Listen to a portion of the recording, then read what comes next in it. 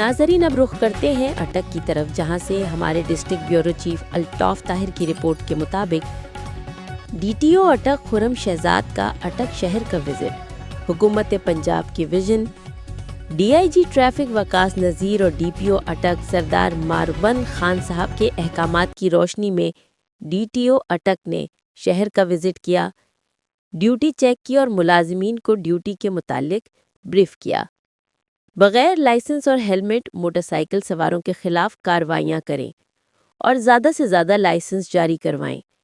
Traffic قوانین کی خلاف ورزیوں پر سخت ایکشن لینے کا حکم۔ شہریوں کو محفوظ سفر فراہم کرنا ٹریفک پولیس اور دیگر قانون نافذ کرنے والے اداروں کی اولین ترجیح ہونی چاہیے۔ ٹریفک قوانین کی پاسداری کریں، اپنوں اور دوسروں کا سفر محفوظ بنائیں۔ ون وے کی خلاف ورزی پر اب ترمیمی قوانین کے تحت مقدمات درج کیے جائیں گے۔ کم عمر ڈرائیونگ کرنے والوں کے والدین اور گاڑیوں کے مالکان کے خلاف ایف آئی آر کا اندراج کیا جائے گا۔